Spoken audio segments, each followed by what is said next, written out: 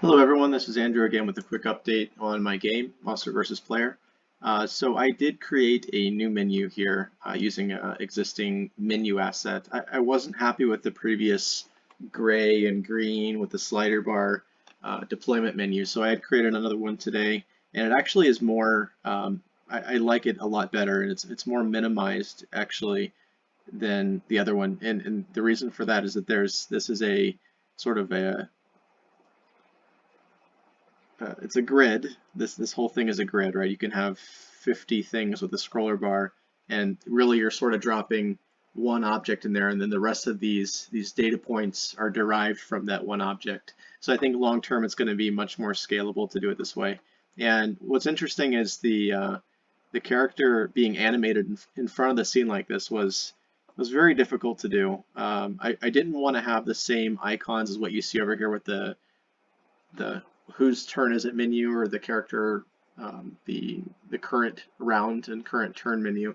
I wanted it to be a little bit more animated that way you can see what you're going to deploy before you deploy it. It's like your try before you buy sort of thing. So these data points here would give you the cost. The dungeon points are still there, and then eventually we'll have out the character stats. I need to find the right way to present those things because there might be several resists involved. I'm not sure how many stats I really want to work with, at least for the vertical slice or the prototype of the game. So this menu, anyways, you can deploy from it the same way as you could before. You can start the battle. Let's just go ahead and deploy a couple units. Let's maybe make a skeleton and two ghosts. And we're kind of out of money, but we can secretly do another skeleton here, so or another ghost. And it goes in the negative, but we'll fix that. It's sort of trial only. So if we start battle, you get pulled up the menu I was talking about over here that I created. I think this was would have been Friday of last week or sometime last week.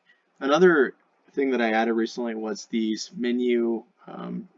I like the skill bar as it is right now.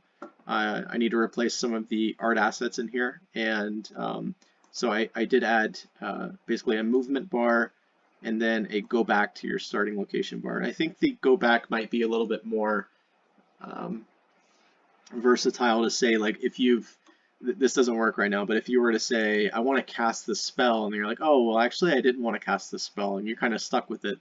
I want to be able to eventually say, go back, and then sort of revert that last action there. We can go ahead and let's say end turn, and yeah, I just kind of get stuck there. I don't like that either.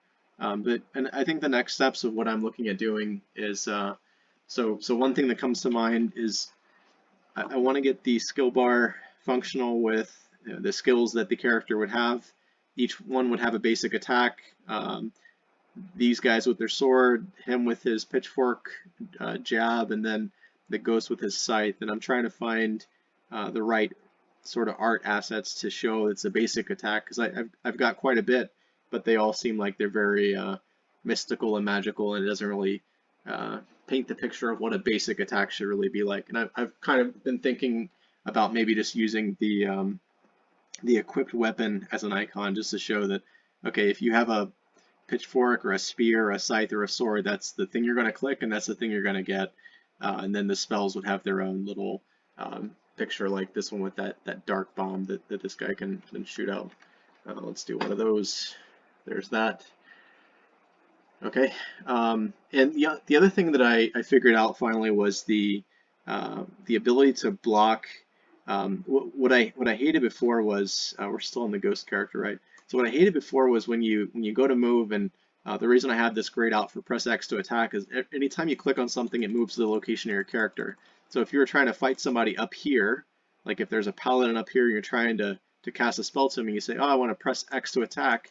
He would just like it would be like this click right here. He would turn around and look at you, and then you would get the attack this way instead of the other way. So I found a way to finally block the mouse clicks from going through this. If you notice, he moves, he moves, he moves, he doesn't move, he doesn't move, he doesn't move, he doesn't move, and that's the way that I wanted to have it. I think same thing for these guys up here. Maybe that doesn't work the same way I'm thinking. But anyway, that's about it. I think my next steps would be like I said, getting the skill system up and running, at least with this one basic spell, the other basic attacks. I've got some more spells that I want to get added to the scene, and then the other thing that I was also considering here. Let me end turn with him. Who are we right now?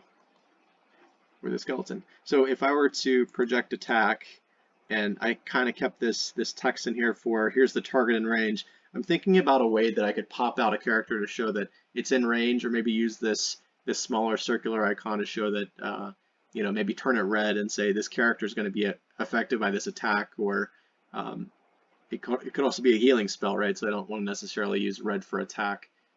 So yeah, it's just something I'm thinking through, and kind of the next steps of this. And then once I get those two things, I'm not going to stay on this small grid-based area forever. I think we'll start creating a real proper stage with sort of like that best view possible of a prototype, and then have a little bit more of a battlefield with 4 enemies, and you would kind of have maybe 25, 30 points to spend to place your units around.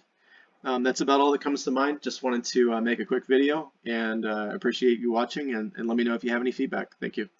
Bye.